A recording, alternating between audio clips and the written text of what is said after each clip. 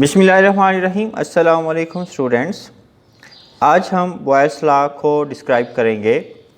Robert boil जो कि एक नेचुरल फ़िलासफ़र हैं, केमिस्ट हैं, फिज़िस्ट हैं और इन्वेंटर हैं, और ये फेमस हैं फॉर बॉयल्स लॉ। इन्होंने यानी रॉबर्ट बॉयल ने 1662 में स्टडीड किया relationship between volume and pressure at constant temperature. Pressure और वॉल्यूम के दरमियान रिलेशनशिप को स्टडी किया टेम्परेचर को कांस्टेंट रखते हुए। He observe that volume of the given amount of gas. देखिए मैं क्या कह रहा हूँ, इसी स्केच से डेफिनेशन याद हो जाएगी। मैं कह रहा हूँ जो अमाउंट ऑफ गैस है वो आपने क्या रखनी है, वो फिक्स रखनी है। फिक्स्ड अमाउंट ऑफ गैस आप कह सकते हैं, गिवन अमाउंट ऑफ गैस आप कह सकते हैं, गिवन मैस ऑफ गैस आप कह सकते हैं। He observe that volume of the given amount of gas is inversely proportional to the pressure applied at constant temperature. Volume और प्रेशर एक दूसरे के इनवर्सली प्रोपोर्शनल है। इसका क्या मतलब है? इनवर्सली प्रोपोर्शनल का मतलब ये है प्रेशर को इंक्रीज करते हैं तो वॉल्यूम जो है वो डिक्रीज़ हो जाता है, एंड वाइस वर्सा। मतलब जब प्रेशर को डिक्रीज़ करेंगे तो वॉल्यूम क्या हो जाएगा, इंक्रीज़ हो जाएगा। बड़ी सिंपल सी बात है, देखें इस डायग्राम से भी समझ आ जाएगी। फर्स्ट है हमारे पास गैस इनक्लोज है किसी सिलेंडर के अंदर जिसका पिस्टन जो है वो मूवेबल है। इसके ऊपर एक वेट जब हम प्लेस करते हैं, इसका वॉल्यूम V1 है और इस एक वेट की वजह से प्रेशर P1 है।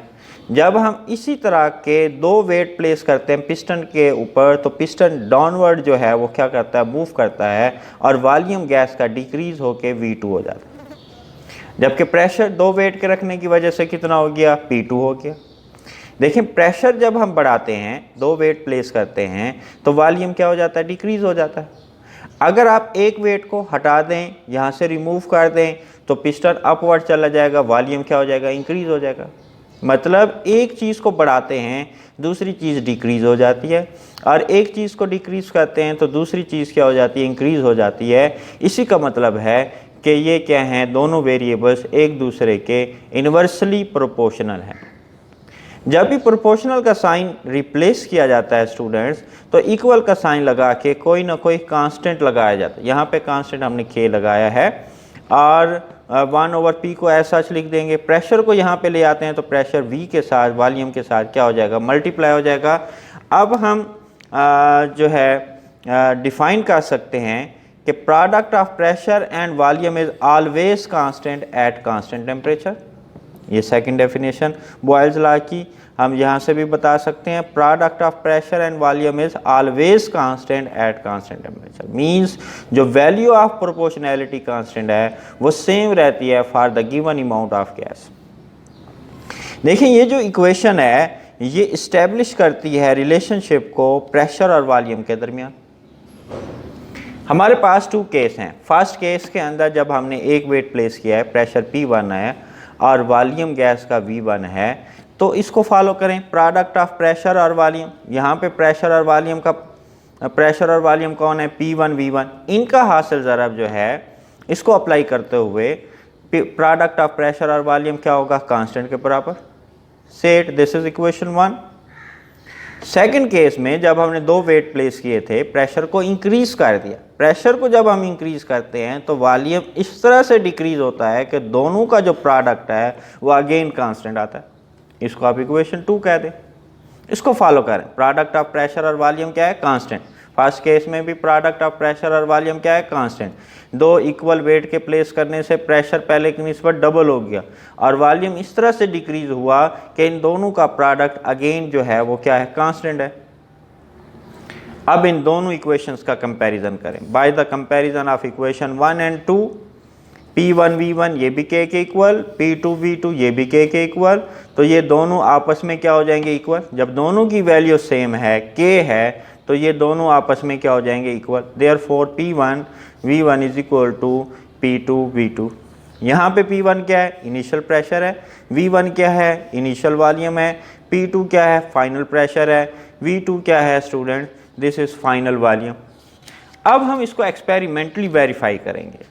एक्सपेरिमेंटली हम कैसे वेरीफाई कर सकते हैं इसको भाई, इंतहाई आसान है, सिंपल है। बात को समझने की कोशिश करनी है आपने। हमने गैस को लिया सिलेंडर के अंदर, उसको सिलेंडर में इनक्लोज कर दिया, having movable piston on it. ये फ्रिक्शनलेस पिस्टन है जो मूव कर सकता है। इसके ऊपर हम एक वेट को प्लेस करते हैं, उस एक वेट की वजह से प्रेशर जो है वो कितना है, 2 एटमॉस्फेयर है, और वॉल्यूम जो है गैस का 1 डेसीमीटर क्यूब है। इसी तरह के दो इक्वल वेट्स को जब हम प्लेस करते हैं पिस्टन के ऊपर, जब एक जैसे दो इक्वल वेट्स हैं, पहले प्रेशर 2 एटमॉस्फेयर था, तो दो इक्वल वेट्स की वजह से प्रेशर कितना हो जाएगा, डबल, 4 एटमॉस्फेयर हो जाएगा। और प्रेशर डबल होने की वजह से वॉल्यूम डिक्रीज्ड हो जाता है टू हाफ, 0.5 डेसीमीटर क्यूब रह जाता है। जब हम 3 इक्वल वेट प्लेस करते हैं पिस्टन के ऊपर तो वॉल्यूम 1/3 रह जाता है, दैट इज 0.33 डेसीमीटर क्यूब। जब 4 इक्वल वेट्स को प्लेस करते हैं, उन 4 इक्वल वेट्स की वजह से प्रेशर कितना होना चाहिए, 8 एटमॉस्फेयर। जब एक वेट की वजह से 2 एटमॉस्फेयर है, 2 की वजह से 4 हो जाएगा, 3 की वजह से 6 हो जाएगा, 4 वेट्स की वजह से 8 हो जाएगा, और वॉल्यूम कितना रह जाएगा, 1/4, दैट इज 0.25 डेसीमीटर क्यूब। अभी हमने कुछ देर पहले पढ़ा है कि जो प्रोडक्ट ऑफ प्रेशर और वॉल्यूम होता है वो हमेशा कांस्टेंट होता है। इसको हम एक्सपेरिमेंटली वेरीफाई कर रहे हैं, ये सीरीज ऑफ एक्सपेरिमेंट्स परफॉर्म करके। तो फर्स्ट केस के अंदर जो प्रोडक्ट ऑफ प्रेशर और वॉल्यूम है वो कैलकुलेट करते हैं। प्रेशर की वैल्यू पुट करें, P1 की कितनी है, 2 एटमॉस्फेयर है, और V1 की वैल्यू कितनी है, 1 डेसीमीटर क्यूब है। 2 और 1 को मल्टीप्लाई करते हैं, the answer is 2 atmosphere decimetre cube.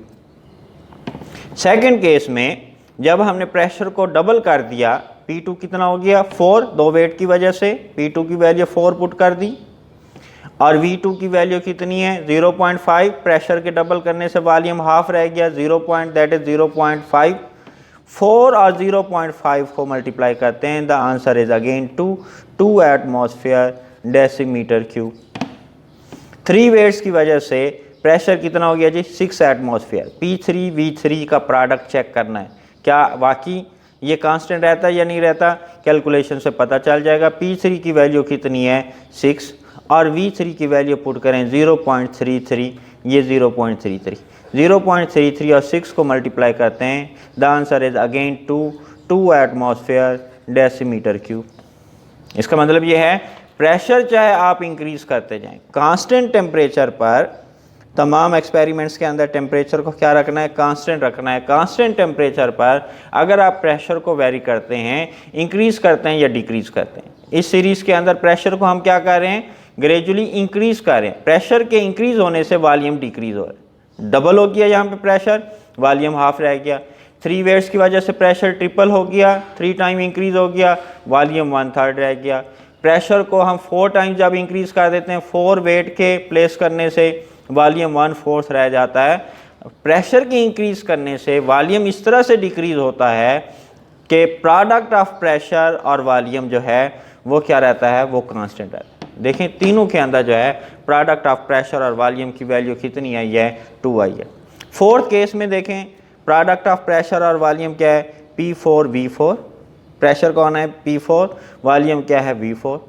P4 की वैल्यू कितनी है, 8, और V4 की वैल्यू कितनी है, 0.25। इन दोनों को जब हम मल्टीप्लाई करते हैं, the answer is again 2 atmosphere decimetre cube. Product of pressure and volume जो है ये अगेन जो है कांस्टेंट आया। इट प्रूव्स दैट, ये सारी कैलकुलेशन जो है ये प्रूव करती है बॉयल्स लॉ को। और बॉयल्स लॉ की सेकंड डेफिनेशन क्या थी, product of pressure and volume is always constant. ये हमारे पास क्या है, कांस्टेंट आया है एट कांस्टेंट टेम्परेचर। उम्मीद है कि आपको ये लेक्चर समझ आया होगा। Thank you. नेक्स्ट वीडियो के लिए इस चैनल को सब्सक्राइब करें, लाइक करें और अपने फ्रेंड्स को शेयर करें।